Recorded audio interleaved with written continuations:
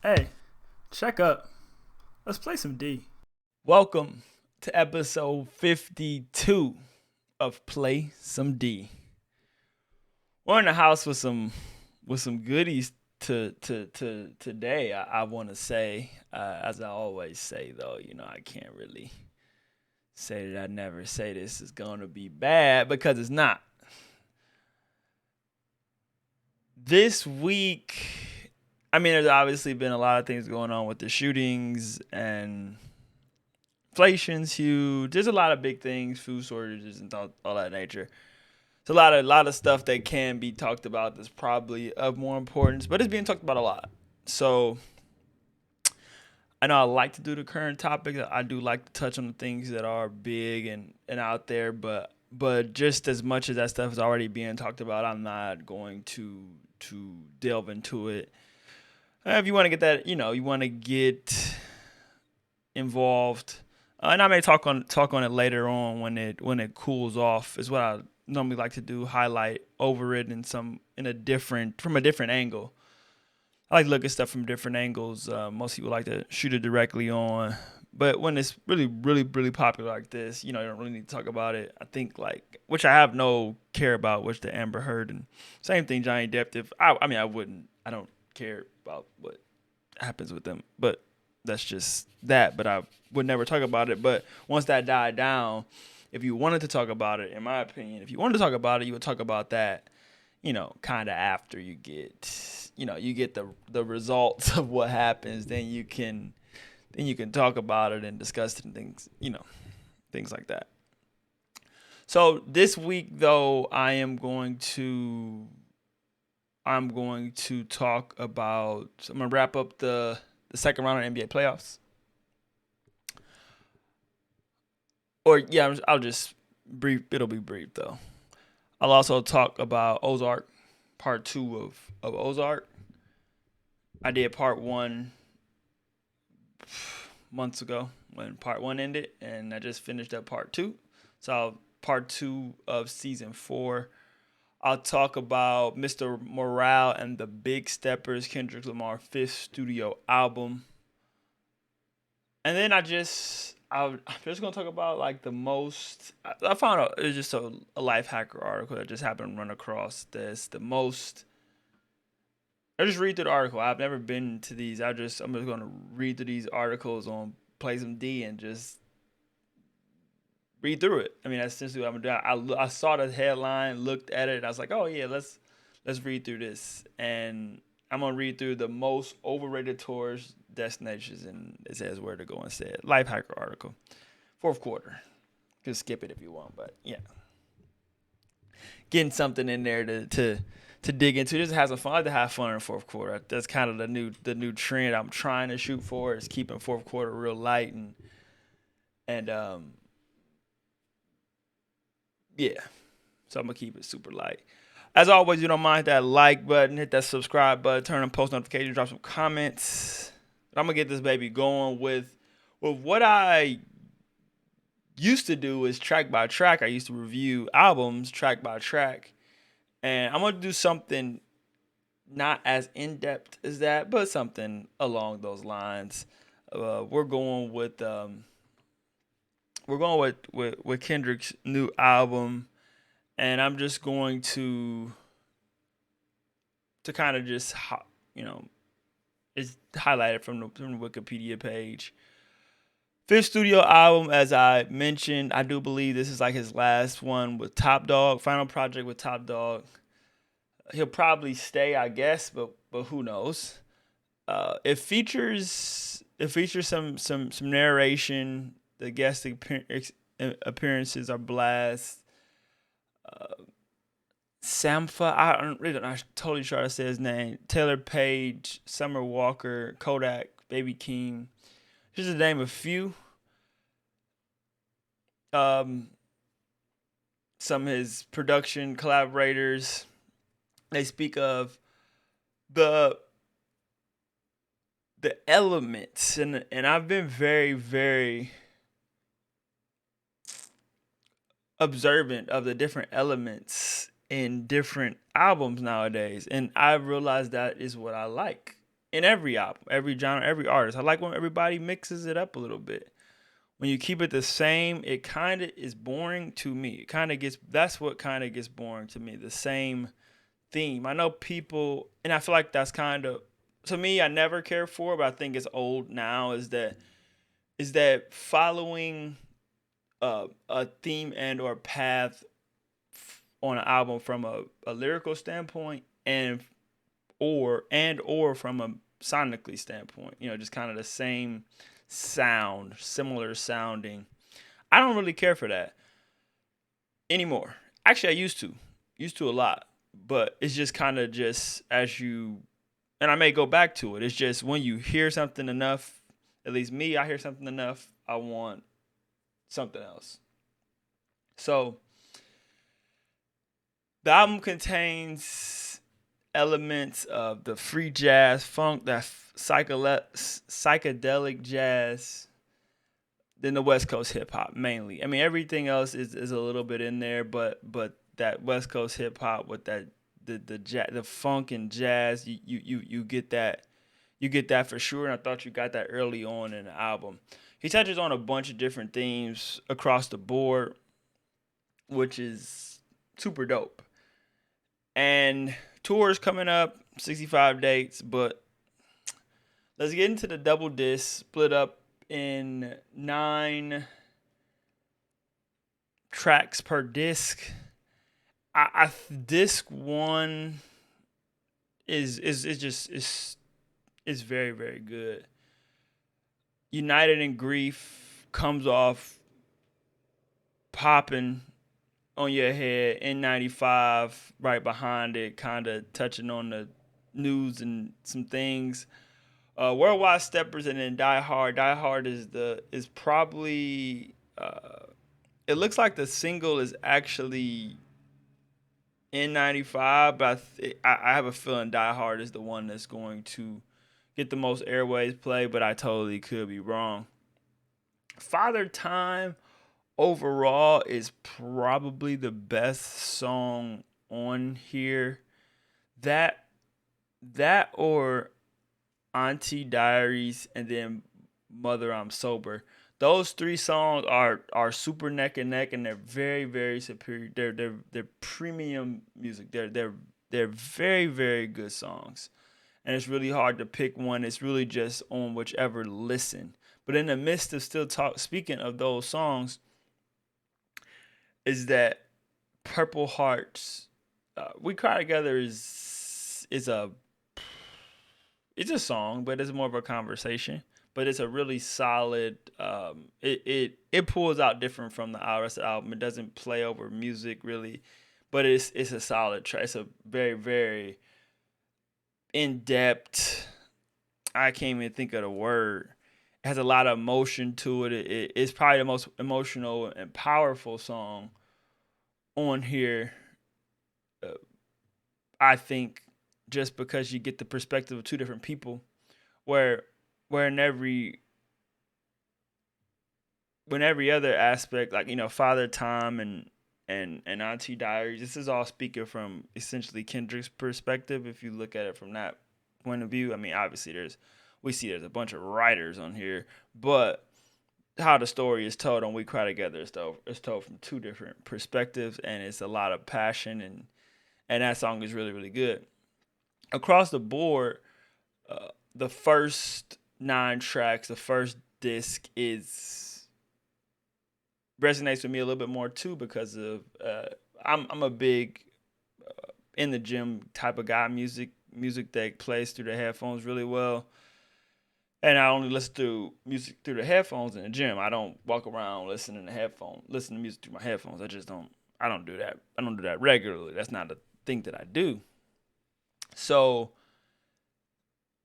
those 9 songs, pretty much all except We Cry Together, it's not really a song.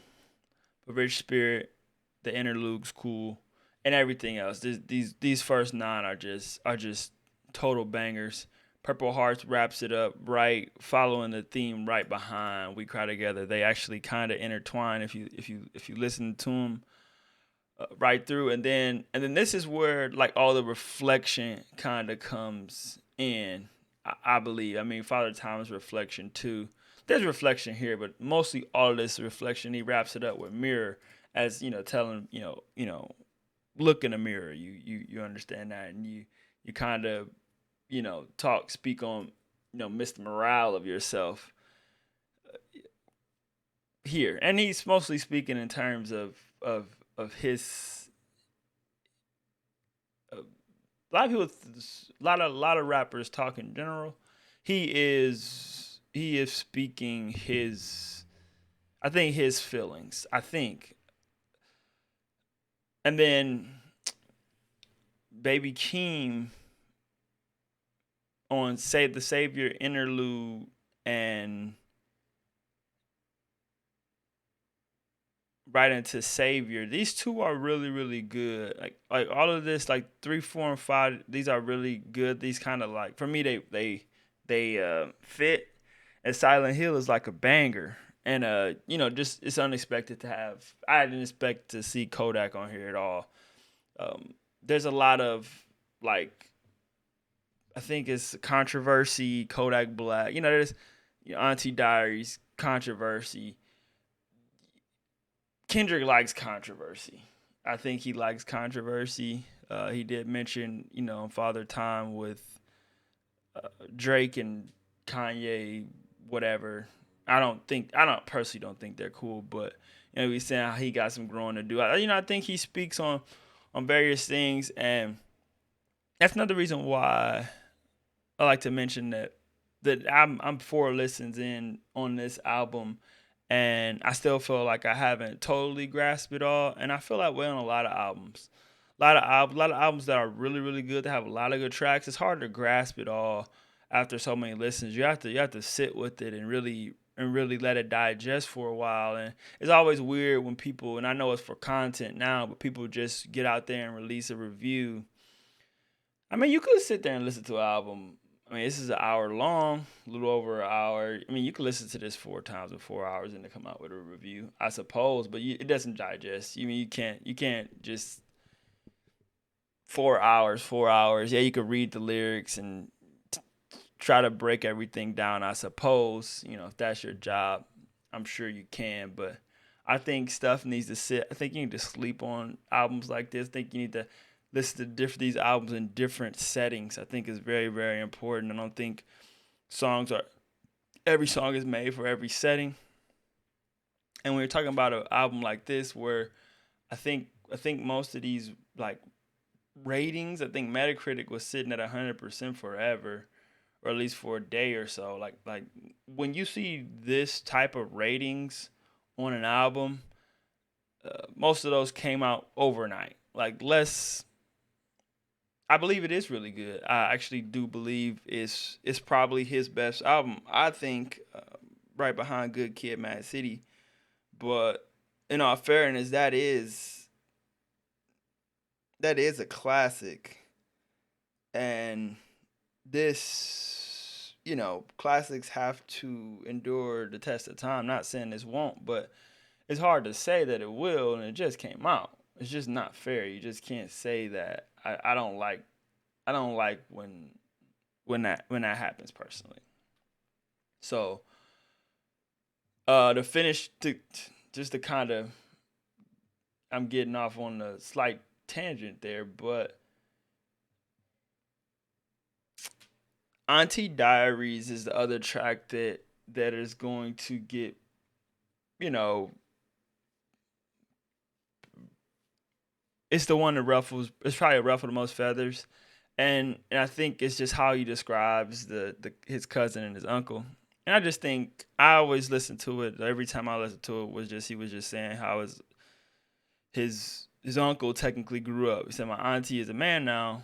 Yes, it is mislabeling it, but what his uncle was, it's just I think it's a double. I don't want to. I think I understand where he was going with it. It's just like it was a guy, and he grew up and he became what you know, men become, you know, boys become men, and you have to go through your truth and all that stuff to most people believe, I agree that, you got to go through stuff to get there to become a man. And whatever your route is different, but that's, and then the cousin angle is a little bit different. That's more about Kendrick just accepting it and understanding it. And I just think people try to go into it too deep and always want to. There's always something that you know everybody wants to jump on, but it is art. You can touch on it or state your case and or opinion. Sometimes I do think it goes too far, but that overall, it's a leap just on face value of what that song brings to the hip hop world. Just it's not much out there like that, so you gotta applaud him for that. Like I said, Mother Are Sober is the abuse and things of that nature. Really, really solid song. It's just Kendrick really does his thing on here, and it's impressive. It was just an impressive project to me. He he had 5 years to put it together. I felt like Damn that was his last album. I felt like that was just feeling the obligation to put out an album. I feel like he may have felt like he needed to get that album out. So it was still good, but nothing like this after he is able to marinate it and he speaks to not, being in the right space. And this album was, God speaking through him. And, I get it. So I don't mind. I was never anticipating him. I didn't know if he was ever going to come out with an album again. And I think what he has delivered and given, at least a lot of artists, yeah, you want more out of your artist, but time you got to take what you can get. But he gave more, and that was Mr. Morale and the Big Steppers. For quarter number 2, I'm just going to briefly just go over the second round of the NBA playoffs. Couple shocking developments was obviously Phoenix losing to Dallas. They just choked. I mean, that's the best way you could put it. It's just a royal choke job. Not just game 7, game 6. And I actually thought it should have been over in 5. They should have got them out of there in 5. It should have never drawn on too long. And once it got down to a game 7 and the best player on the court is on the other team, it's really hard to win. I do feel that way. On the flip side of that is that Milwaukee lost. Their best player on the court was Giannis, and they lost. So it can happen. That was, that then comes to coaching. There's other aspects of it, but the better team should win. Which in that case, Boston was a better team, and Phoenix was a better team, but the better player essentially dominated Game 7 for Dallas. So the other two series, Miami and Philly just never really had a chance out there. They just didn't. They fought. They got 2 games, which is more than I expected. Embiid's energy to come back in game 3, which I thought he would come back in game 3. Him being there made things, a lot better for them. But Miami was once again the better team, and Embiid wasn't healthy. And James Harden, same thing, coaching. Doc never made the adjustment. Doc never makes the adjustments. Doc is a very overrated coach, and he'll get another crack at it again next year, as he always seems to. The Golden State Memphis series was very, very interesting because Memphis figured Golden State out.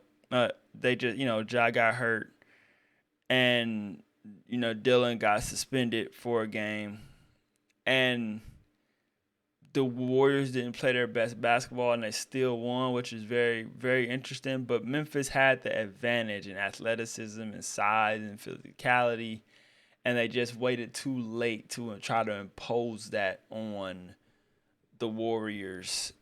And yeah, and it just cost them. It just cost them. That's how it goes sometimes. And they'll learn from that. Essentially, just like Minnesota, I thought the inexperience just cost them. I mean, they dominated Memphis and still lost. And Memphis played really well, but Golden State did deserve to win. The Milwaukee and Boston series was just all over the place. I mean, it was just out. The ball rolled out there for either of those teams to get it. There was two games. There was game 4. Milwaukee was supposed to win. They were supposed to actually be up 3-1. Probably better they weren't, because they would have lost 3 in a row. Because then Boston should have won game 5. So what ended up happening was in game 4, Milwaukee was supposed to win, but Boston won. Then game 5, Boston was supposed to win, but then Milwaukee won. And then game 6 and game 7, Boston handled both of those games. So technically, had the Bucks won game 4 like they were supposed to, and then Boston won game 5 they were supposed to, Boston would have won 3 games in a row. So probably better they didn't. People always talk about 3-1. Losing is losing. Blowing 3-1, like when you're up big and things like that, that's different. But blowing a 3-1 lead to a team that's fighting and is just as good as you blow leads and things like that, that's different. But these teams this was the Eastern Conference Finals in my opinion. I think Boston goes to the finals, and we got Boston and Golden State. And I think I had mentioned that whoever won this. No, so I think I did have Brooklyn beating Boston, but I did think whoever won this. I thought this was Eastern Conference Finals. I always figured that series. I thought it was gonna be Milwaukee and Brooklyn. I was wrong, but Boston's better than Brooklyn clearly. So I'll be back to wrap up these conference finals in, I don't know, week or so. Yeah, Boston Golden State is what I'm going with. So, Yeppers. Halftime. We know how that goes. It goes straight into the third quarter, which is Ozark season 4 part 2. And I thought this season was strictly meant for, or this second half, I don't even know how to describe it. I feel like it was meant for the great characters. The characters were great. The standout actors: Jason Bateman, Julia Garner, Laura Lenny,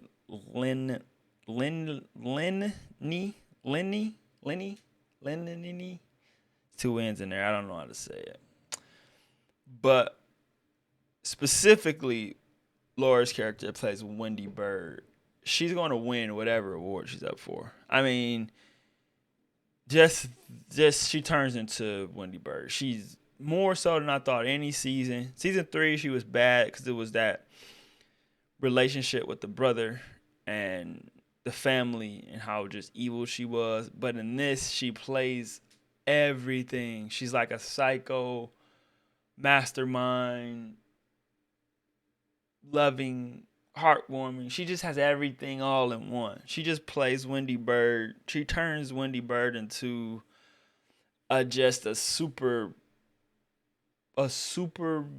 villain mom rooting for her. Like, it's so weird. It's so weird.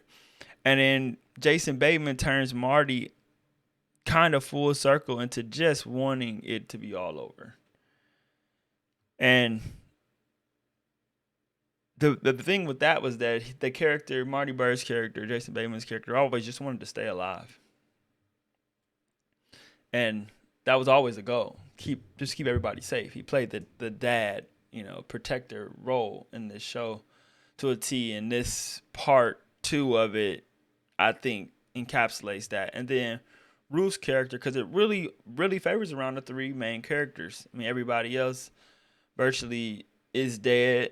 And there is Navarro, but he's in jail, and you don't see him that much. There's no interaction with this character.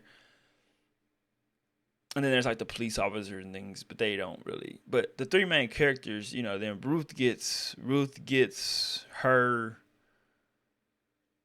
send off as well. She gets to to really salivate and live in Ruth because everybody's gone. Her whole family has been destroyed, and there's moments where she talks about, the guy that killed her dad and killed Wyatt, and what, and then the flashbacks and the memories and the, I don't want to call them hallucinations, or she gets all of those in such a well send off to wrap you up to what was just, it's only been 4 seasons. It's not like it's been a whole lot of seasons to really look back on, but to remember the Langmores when it was all of them, and the expectations that she never could have imagined, and none of them are there to see it through with her, but 3.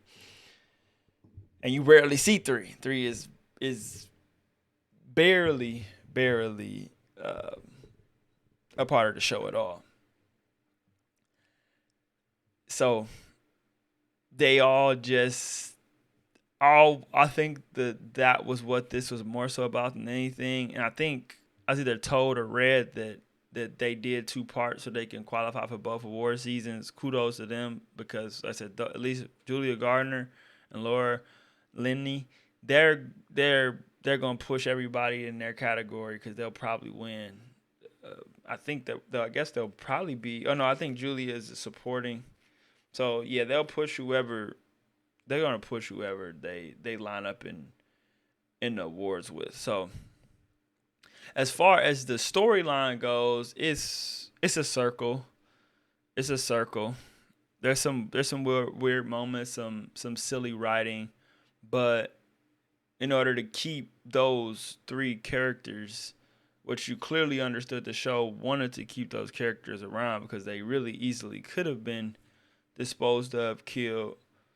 There could have been workarounds for them, especially Ruth's character, because that went crazy very, very fast early on in part 2. I was happy how it went down, but in realities, things would have just been different. And I think most people feel that way, and the writers, you got to keep her around. So totally get it. As far as the back and forth with finding, quote unquote, Ben, Wendy's brother, Jonah and the kids just being anti Wendy, always being an issue with finding the funds, laundering the money, something happened, something coming up. That's just been going on. It's the circle that Ozark runs in. The O, I was like, always like to see the little symbols they put in the O, but all I think about is the O is that it's just a circle. It's just we're just gonna keep going around in this circle, and it'll be a little bit different, and people will die, and this will happen, and that'll happen, and some words will be exchanged, and somebody may do this, but essentially it's the same stuff. They needed this season. They probably didn't need it to be this long, but could have dropped off 2 episodes and made it a little more crime thriller-ish more. Then a lot of stuff got stretched out, and some people were in there that didn't really need to be. The dad thing was all extra. Didn't really need to be there. But good show. Good show. It will go down as one of the top shows of all time. You'll see it on top of all the lists from here on out. It is one of the tops. I do not think it is I don't think it's one of the greatest. I don't think it'll ever be top. I still need to watch Breaking Bad. I don't know where it falls in terms of Breaking Bad, but it's maybe it's top 5 or 6 or 7 or something like that. It'll probably be around there. Definitely top 10, but there's some shows I still need to watch that I need to go back and watch and finish, and then I'll be able to assess that a little bit better. But Ozark season two, Ozark season four part two was not bad at all.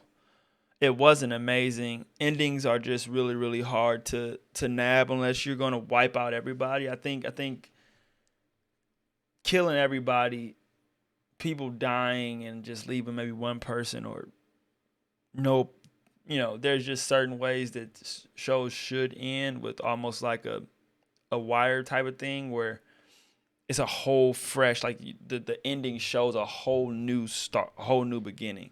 I think that's probably what most people want to see, but star characters, they're gonna stick around. It's just American television. I'm not gonna only speak for American television, but it's probably television. Everybody, everywhere, everybody loves the stars, and you get emotion about characters you like, and so I totally understand. That was quarter number three, and that was Ozark. For quarter number four, I really just wanted to, I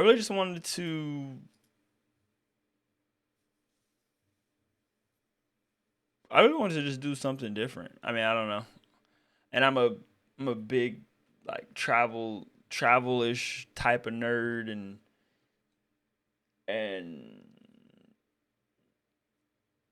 I'd be always interested in people's traveling stories and hearing what they like and don't like and what they did and didn't do. So this is a lifehacker article: most overrated tourist destinations in the U.S.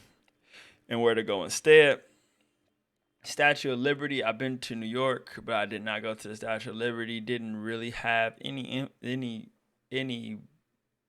whatever inclination to.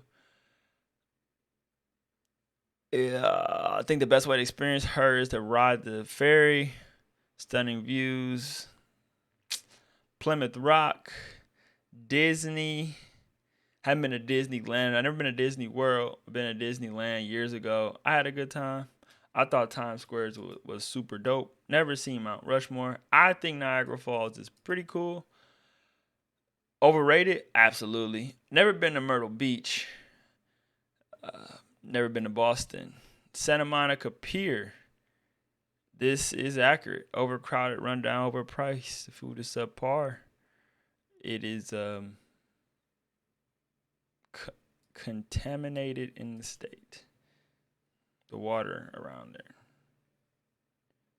Yeah, I can see that. It's probably disgusting. Never been to New Orleans,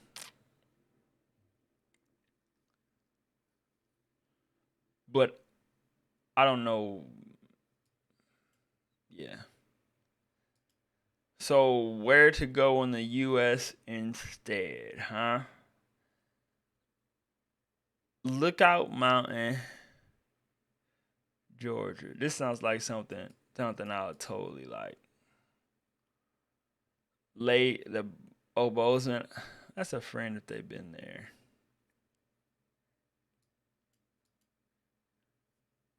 Oh, well, I thought it was like a specific location. This is just actually cities. It's not even like these are actually cities. See, like, these are like spots, specific spots. So these aren't specific spots. Maybe Lookout Mountain is, but this is a whole city. Bear Lake, Caribbean,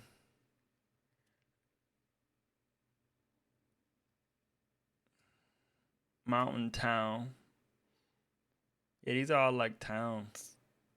Mushroom Capital. Like these places I wouldn't want to go. I don't want to go to the one. Mushroom Capital. Charlottesville. I wouldn't mind going to Charlottesville. Get some wine. For sure. I definitely want to go here. Definitely want to go to West Palm Beach. Portland, Maine. Wouldn't mind going to Maine for sure. Alabama, forget about it. Forget about it. Sedona, Arizona. Uh, Heavy hikes like the Devil's Bridge Trail. Yeah, a good travel experience more than the traveler than the destination. So I first looked at this article. I actually thought this was actually for whatever reason thought this was everywhere.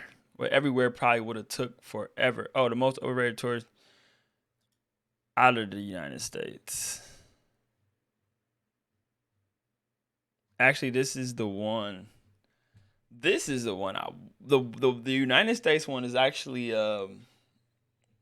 cool. Actually, to look at what they thought was overrated. But this is the one I wanted to kind of peruse through and just see what they thought was overrated. The most overrated tourist destination, the Mona Lisa in Paris. I mean, I want to see it. I'm sure it's overrated.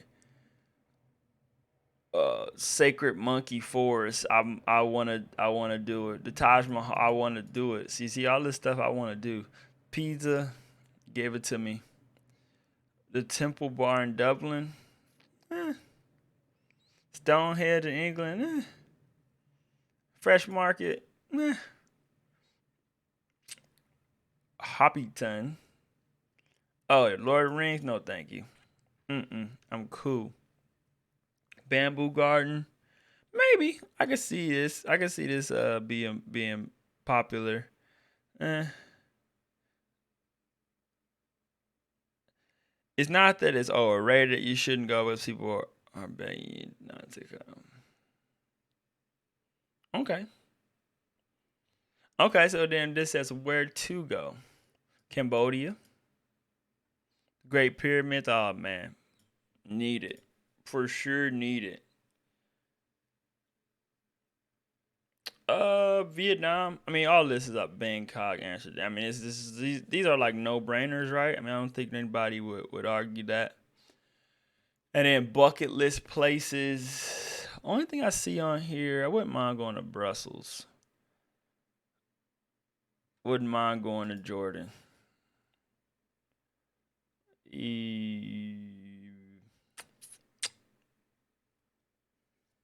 The rest of this is not necessarily bucket list at all. Not necessarily bucket list at all. But this is the one that I was interested in looking at because I did see this and I was like, oh yeah, I'm doing this on Place and D's. I'm like, this, I want to see the Mona Lisa. I want to see the Louvre. I'll be in there, no camera, phone, just soaking it all in. That's how I would be, for absolutely sure. But that was Play Some D 52. 52. Kendrick Lamar's album. I could have did a whole thing on it. Yeah. That's how I used to do track by track. I would write stuff down. I would have like a semi script and really just get in it. But this one's, 18 songs. If you did a minute, if you talked about each song for a minute, that's 18 minutes. That, and that's not giving you nearly enough time to really, be fair, a fair critic, whatever you call it, of an album. NBA playoffs still going strong. It's been interesting. Hasn't been the most entertaining at all, but it's been interesting. Ozark finished up. I thought very, very, very, very decent. Very, very. I take it. I mean, I thought they finished up very, very solid. So that's my opinion. It wasn't amazing, but it was very similar to kind of what I thought would happen. So that's that. And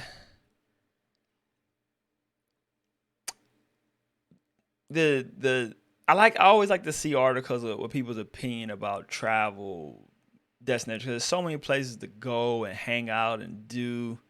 Is that you do want to have some kind of understanding of like expectations of when you go somewhere. And he or she, whoever did the article at the end, they say, planning and what you want to do and the person, and for sure. But it's always cool to see what people think about those like real popular destinations, and if they do think they're overrated. So I think some things are very overrated that most people are like, oh my God, that's amazing. I want to do that and do it. So, yeah, but as always, thanks for watching. Like I said, this was 52. If you don't mind that like, hit that sub. And as always, until the next one, I'll